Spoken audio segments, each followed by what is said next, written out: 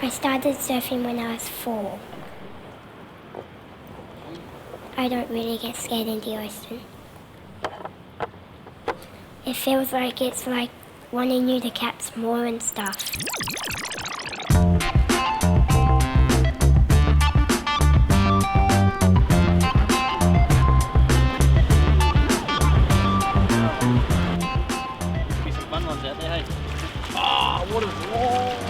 My name's Quincy Symonds and they call me the Flying Squirrel.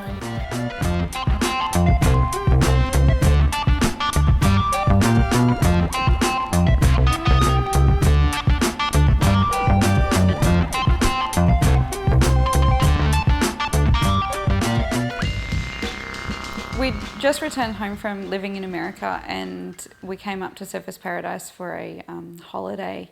Jake was getting up very early in the morning to go surfing down at Snapper, and she asked me where her daddy was in the mornings, and I said that he was surfing. Quincy, being as stubborn as she can be, stood at the door for 45 minutes waiting for her dad to come home and said, "Daddy, I'm going to come surfing with you tomorrow." And he said, "Okay, do you know what surfing is?" And she said, "No, but I'm going to do it tomorrow."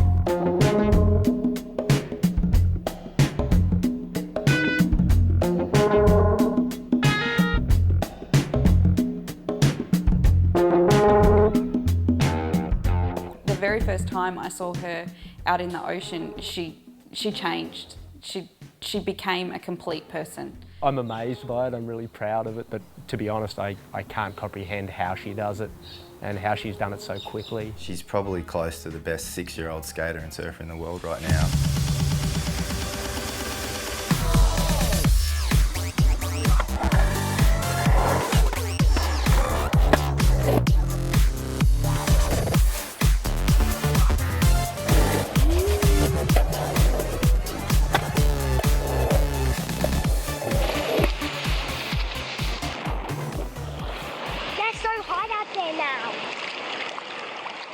It was a conscious decision for Kim and I to start a family, and it was something we both wanted at the same time, so it was such an exciting thing, and then she kind of came into the world in a way that we hadn't expected, I guess. When Quincy was born, there was several complications. She got rushed to the Melbourne Children's Hospital neonatal unit. She was in ICU for 2 weeks in Melbourne, and then we got transferred back to our local hospital, and she was in ICU for another week. We took her home. We had her home one day and she went into what was called adrenal crisis. So we were rushed back to the emergency room, and then on and off we spent more time in hospital for 2.5 years than we spent at home. At that stage I was still working away, so I took some time off to be home, and financially I had to go back to work. So a lot of the stuff that happened with Quincy, I wasn't, I kind of wasn't there for it, and that was hard. Lots and lots of testing later, it was discovered that she has an adrenal insufficiency, so her body doesn't create cortisone, so therefore she's steroid dependent. Can you shake that up for me? Steroid dependency at this age requires medication 3 times a day. Times of sickness needs intensive medical treatment. If I break my bone or something, you can look at my medical alert and it tells you what you can do. She's a lot more stable now, but it's through very, very careful monitoring from many different doctors.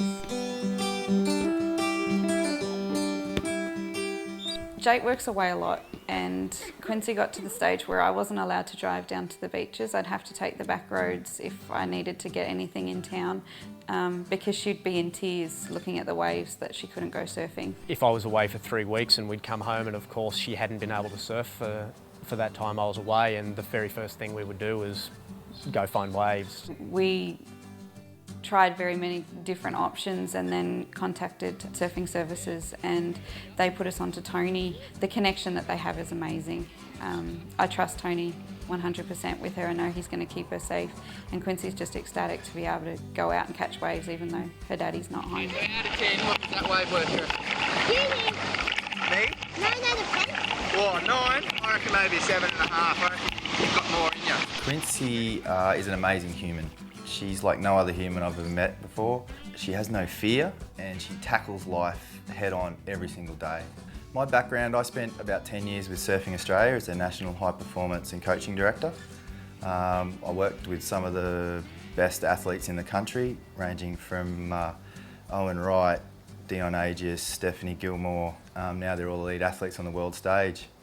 Quincy has all that potential, but she's got a long way to go. Quincy started skating about 2 to 3 months after she started surfing. The swell got really, really big and we just couldn't find anywhere safe for her to go out. So she actually asked us if she could get a skateboard. We went and got a skateboard and started skating.